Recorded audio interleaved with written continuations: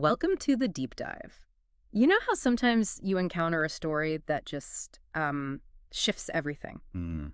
A moment where a beloved series sort of sheds its skin and transforms into something, well, entirely new. Yeah, a real turning point. Exactly. Today, we're taking a deep dive into precisely one of those pivotal moments in modern fantasy, Harry Potter and the Goblet of Fire. Ah, the big one. Right. We're using this really insightful analysis called A Descent into Darkness as our guide.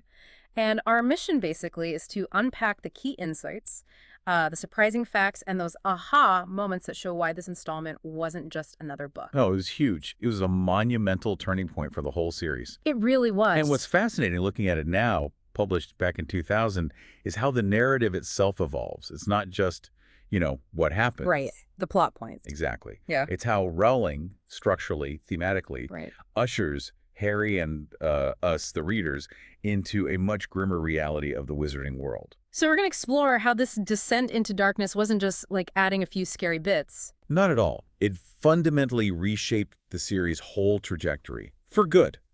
Okay, so let's unpack that shift. The fourth book, it clearly stands out. Oh, definitely. It's not just longer, which it is. Significantly longer, yeah. But it's a narrative that really plunges Harry and you, the reader, into these grim realities. It sort of shatters the innocent wonder of the first few books. It really does. Those, carefree days, simple school rivalries. Yeah, Quidditch matches and sneaking around after hours. They start to recede here. They're replaced by this undeniable sense of impending doom, a real tangible threat. So how does she pull that off, that dramatic tonal shift right from the get-go? Well, it's actually quite masterful. She sets the tone almost immediately in the opening chapters. The World Cup. Exactly. Yeah. Think about the contrast. You get this incredibly vibrant, almost carnival-like spectacle, the Quidditch World Cup. It's huge, exciting. The biggest magical event we'd seen so far. Right. It promises fun celebration. Yeah. But then, almost immediately, she just rips that illusion away. With the Death Eaters. Yeah, the terrifying, unprovoked reemergence of Voldemort's followers. And it's not just plot. It's a brilliant narrative device. It's this immediate, chilling prologue. Designed to, what, burst the Hogwarts bubble? Precisely, to signal that the idyllic safety, it's gone. The stakes are now far, far higher than, house points or detentions. And this growing darkness, it isn't just mood, is it? It bleeds right into the main conflict. Absolutely. The Triwizard Tournament. The infamous Triwizard Tournament. This is where things get really interesting and dangerous for Harry.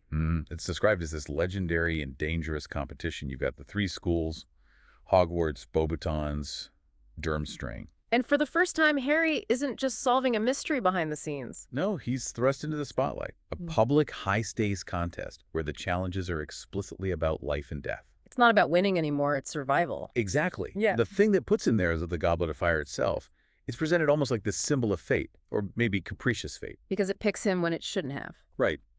Its unexpected selection of Harry as a fourth champion that throws the entire wizarding world into chaos.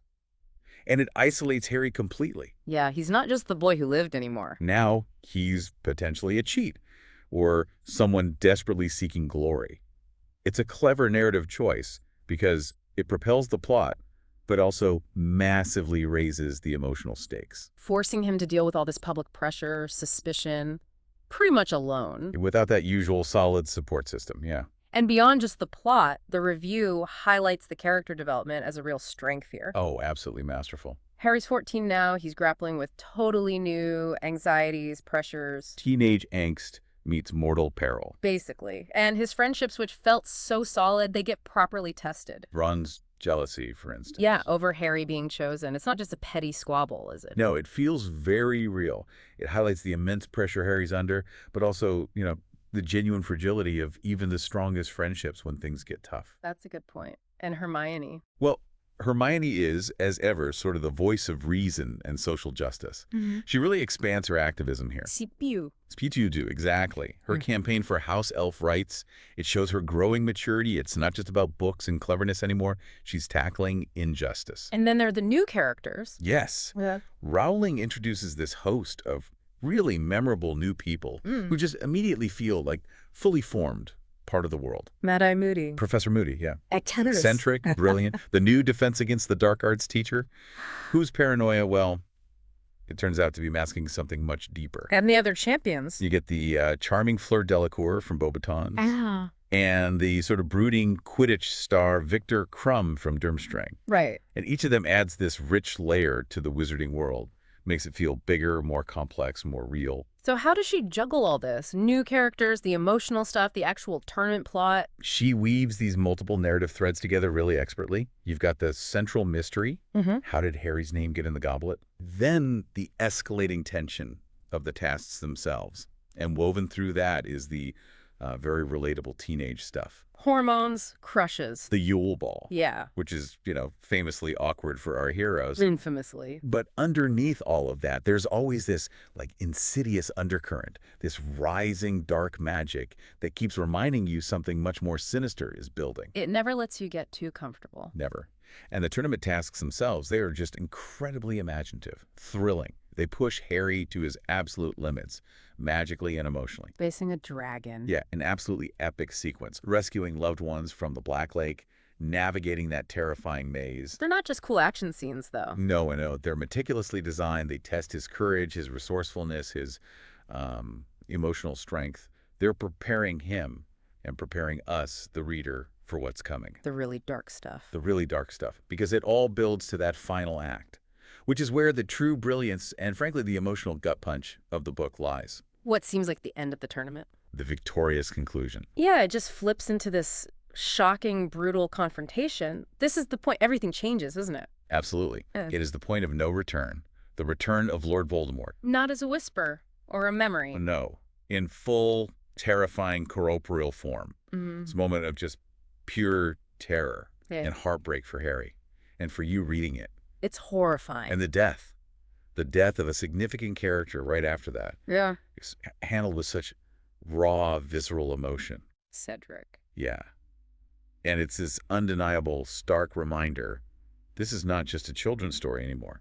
Not by a long shot. It's where the series really, truly sheds that lighter facade. Completely. It fully embraces the darker, more mature themes.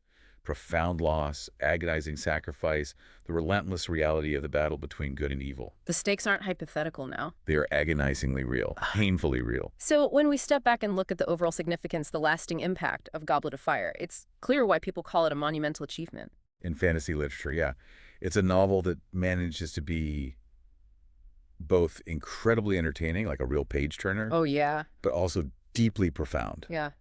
And despite its length, it doesn't feel bloated. Every page feels like it serves a purpose.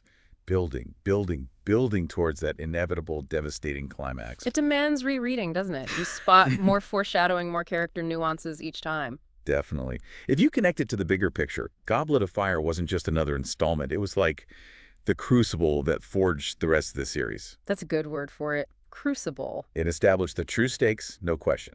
It introduced the harsh realities of this world, and it allowed the characters to mature in ways that really resonated, especially as the initial readership was growing up alongside them. Yeah. This deep dive, it really highlights how Rowling transitioned, quite skillfully, from those charming earlier stories to this profound, epic battle. It's the book where Harry truly grows up, where the stakes become undeniable, where the magic world shows its darkest corners. For fans, it's just a testament to her storytelling. For anyone new coming to it maybe later, it's the moment the series really cements itself as, a timeless masterpiece. That's brilliantly put. This dive into A Descent into Darkness really brings home how masterfully J.K. Rowling engineered this critical shift. She made the magic both more dangerous and infinitely more meaningful. Mm-hmm. So, a final thought for you, our listener. Considering how dramatically Goblet of Fire shifted the tone, how do you think it prepared readers for the increasingly dark, complex stories that came after? Not just in Harry Potter, but maybe in other big fantasy series too. That's a great question to ponder. It really is. If you want to dive even deeper, maybe consider rereading Goblet of Fire with some of this in mind. You might just uncover even more layers, more foreshadowing, more character detail than before. Always worth another look. Absolutely. Until next time, keep exploring, keep questioning, and keep deep diving.